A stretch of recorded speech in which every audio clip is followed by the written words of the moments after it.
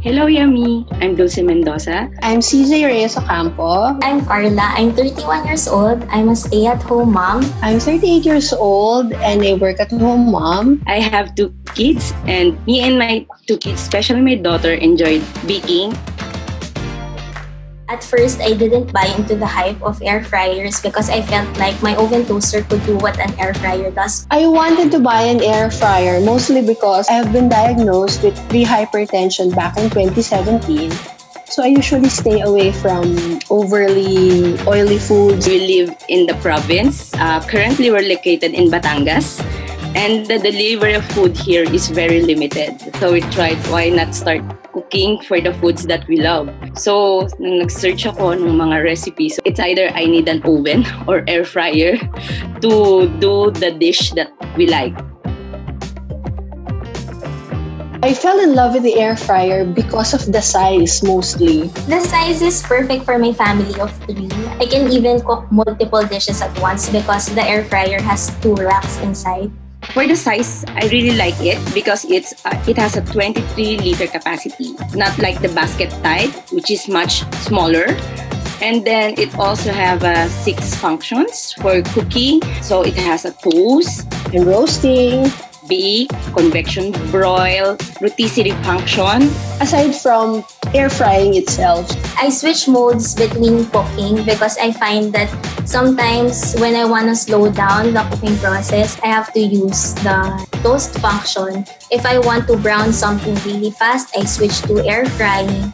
It's very straightforward on how to use it. You will be also guided alin yung rotisserie, baking, through the pictures na indicated dun sa kanyang knobs. So it's very easy to use. Regarding the price of the appliance, I think it's perfectly priced. Based on its cooking capacity and specifications, you really can't beat the price of HAFEO23SS. I think it's very reasonable considering the size. At saka, yun nga, you can do more stuff with it.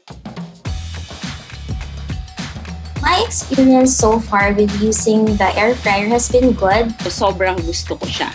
I enjoy cooking with it.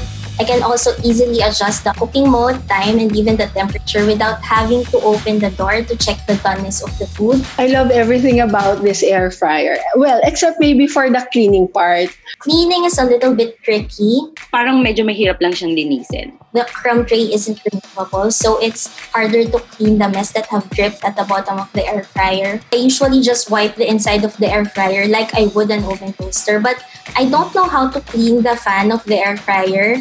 Stainless steel yung labas. It turns out, hindi pala stainless steel yung loob. It's galvanized iron sheet metal. You have to be careful when cleaning it. And also the rotisserie function, parang feeling ko lang mababa masyado yung kung saan sinasabit yung rod. So, sumasayad yung chicken pag medyo malaki. So, siguro advice ko, just use a 1 kilo chicken. So, para hindi siya mahirapan umikot. Almost every day. Siguro in a week, mga 2 days ko lang siya hindi nagagamit. On a weekly basis, I use the air fryer for at least 5 out of 7 days. I think I actually use it almost every day. I even use it multiple times a day. I make sure every Saturday and Sunday, I cook something. On a weekday, since I'm working from home, so siguro once or twice lang. It's either one lunch or dinner. Depende kung hindi ako masyado busy. Kahit ganon na madalas ko siyang ginagamit, hindi naman siya malakas sa kuryente even if you use it every day. Everything from frozen instant food like chicken nuggets and bacon, my favorite, to dishes made from scratch like hand-stretched Chicago-style pizza, Korean-style fried chicken, the usual iempo, fried chicken for the kids, then the fish, and then the pork chop, the bagnet, and the last one is the crispy pata. But so far, my favorite dish is lemon pepper roast chicken. I always use the rotisserie function to cook it slowly over low heat. The chicken is cooked evenly, the meat is tender and juicy. The skin is always bursting with flavor. It's just the best roast chicken for us. Store-bought ones just don't cut it anymore. Pag may nagba-birthday, we do na our own cakes now. One of my favorites would have to be the cheese muffins. Kasi nagustuhan siya ng anak ko, and then my friends and my neighbors who have tried it, they really love it. Kasi na-enjoy nila, kaya na-enjoy ko rin yun. 2 thumbs up. It's really worth it for me. The Hanabishi Air Fryer oven is worth it. Yes, the Hanabishi Air Fryer is definitely worth buying. It's very easy to use and the savings in time and energy is great.